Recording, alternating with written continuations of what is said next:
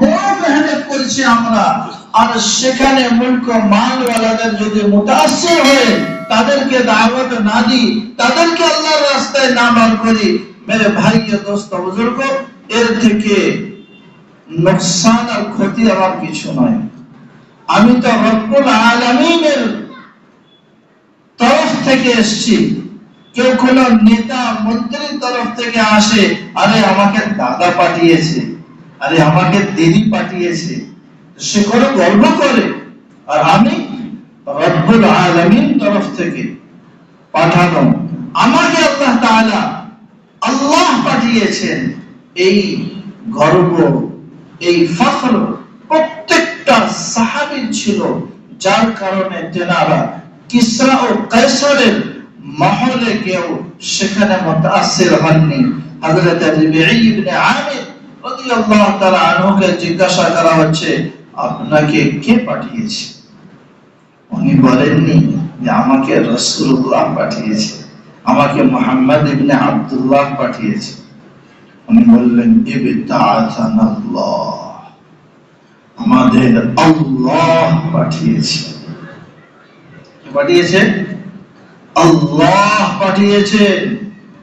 তো আমাদের সকলকে এই দুনিয়াতে সমগ্র মানব জাতির কল্যাণে আল্লাহ পাঠিয়েছেন। কুনতুম খায়রা উম্মাহ, তোমরা উত্তম উম্মত হতে, তোমরা উত্তম উম্মত এটা অর্থ নয়, হতে পারতে। কুনতুম খায়রা উম্মাহ উখরিজাত লিন-নাস, যাদের সমগ্র মানব জাতির কল্যাণে সৃষ্টি করা হয়েছে, দুনিয়াতে পাঠানো হয়েছে। কখন হতাম? যখন তা'মুরুনা বিল মা'রুফ ওয়া তানহাউনা আনিল মুনকার, এই দুটো কাজ করতে। যদি সৎ কাজের আদেশ আর অসৎ কাজ থেকে নিষেধ করো করতে, তাহলে তোমরা উত্তম উম্মত হতে। আমরা এই দায়িত্ব পালন না করে আর যদি বলি আমরা শ্রেষ্ঠ নবীর শ্রেষ্ঠ উম্মতি, বড় ভুল হবে। এই ভুলটা হযরতে ওমর ইবনে খাত্তাব রাদিয়াল্লাহু আনহু ধরিয়ে দিয়েছেন। উনি বলেছেন যে, ইয়া আইয়ুহান নাস, হে মানব জাতি, আনতুম তাযামুন, তোমরা এটা ভাবছো, তোমরা এটা ধারণা করছো যে এই আয়াতটা পুরো উম্মতে মুসলিমার জন্য বিরাট বড় ফজিলতের কারণ। না না, এই খেতাব ডাইরেক্ট সাহাবায়ে কেরামদের কথা হয়েছে। আল্লাহ তাআলা সাহাবাদের বলেছেন, প্রত্যেকটা সাহাবী আমির বিল মারুফ নাহি আনিল মুনকার ছিলেন, সৎ কাজের আদেশ দিতেন, অসৎ কাজ থেকে নিষেধ করতেন। প্রত্যেক সাহাবী দাওয়াতের জিম্মেদারি আদায় করতেন।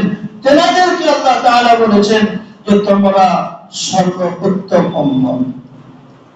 সাহাবাদের পরে যারা এই উম্মতের মধ্যে জন্মগ্রহণ করবে, তাদের মধ্যে যে ব্যক্তি আমর বিল মারুফ নাহি আনিল মুনকার করবে, একমাত্র সেই খায়রে উম্মতের মধ্যে গঠন। এজন্য দাওয়াতের মেহনত এই উম্মতে মুসলিমার প্রত্যেকটি নরনারীর জিম্মেদারি, প্রত্যেক নরনারীর জিম্মেদারি।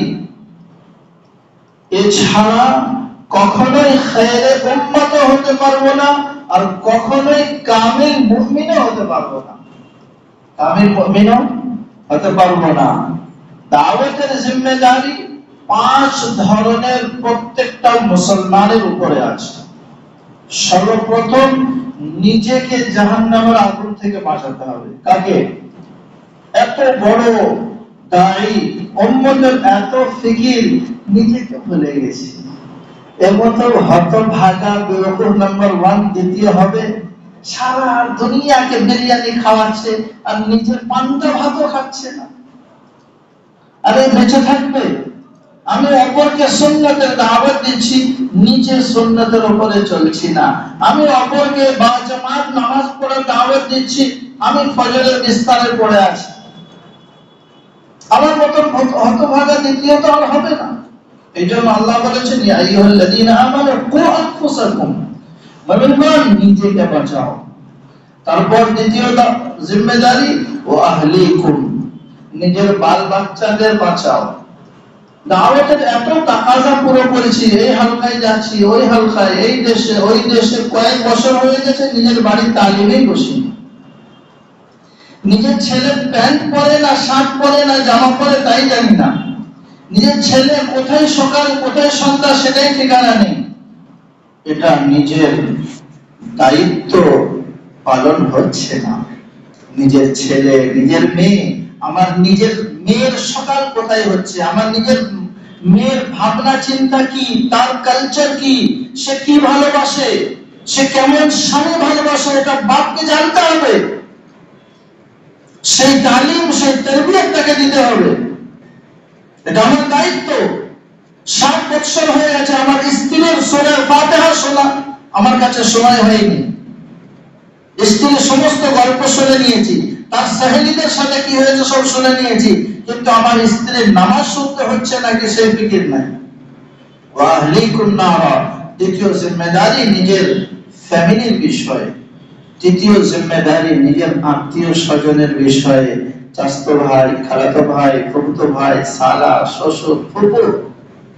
ওয়া আনজির আশীরাতাকাল আকরাবিন, নবী পাক সাল্লাল্লাহু আলাইহি ওয়াসাল্লামকে আল্লাহ বলেছেন, নিজের নিকটতম আত্মীয় স্বজনদেরকে জাহান্নামের আগুন থেকে বাঁচাও। 4 নম্বর জিম্মেদারি, নিজের গ্রামের আশপাশে পাঁচকোষায় যত গ্রাম আছে, সেখানে যত মানব জাতি আছে, তাদেরকে জান্নাতে নিয়ে যাওয়ার দায়িত্ব আর জাহান্নাম থেকে বাঁচানোর দায়িত্ব আমার, প্রত্যেক ব্যক্তির। লিতুনজিরা উম্মাল কুরা ওয়া মান হাওলাহা, নবী পাক সাল্লাল্লাহু আলাইহি ওয়াসাল্লামকে আল্লাহ বলেছেন, আপনাকে দুনিয়াতে এই জন্য পাঠানো হয়েছে, আপনি যেন মক্কাবাসী এবং মক্কার পাশে আশপাশে যত গ্রাম আছে তাদেরকে জাহান্নামের আগুন থেকে বাঁচান, সেই বিষয়ে ভয় দেখান। আর পঞ্চম জিম্মেদারি, সমগ্র মানব জাতিকে জাহান্নাম থেকে বাঁচানো। কুনতুম খায়রা উম্মাতিন উখরিজাত লিন-নাস।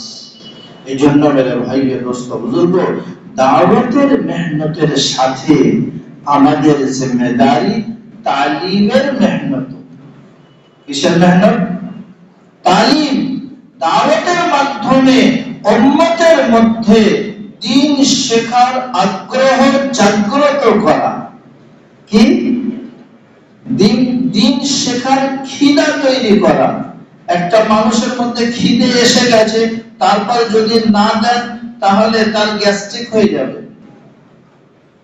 তো খিদে এসে গেছে, তারপর আমরা দ্বীন শিখছি না, কোরআন শিখছি না, এটা বিরাট বড় উদ্দেশ্যহীন কাজ হচ্ছে। কি হচ্ছে? উদ্দেশ্যহীন কাজ।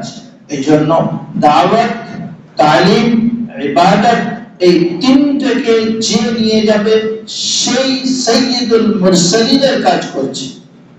কার কাজ করছে? সাইয়্যিদুল মুরসালিন, খাতিমুন নবিয়্যিনের কাজ করছে। রাসূলুল্লাহ সাল্লাল্লাহু আলাইহি ওয়াসাল্লাম যেমন দাঈয়ে আকবর ছিলেন, তেমন আবিদে আকবর ছিলেন, তেমন মুআল্লিমে ইনসানিয়াত ছিলেন। এই তিনটাকে নিয়ে যে চলবে সেই শরীয়তে মুতাহহারার দাঈ হবে ইনশাআল্লাহ।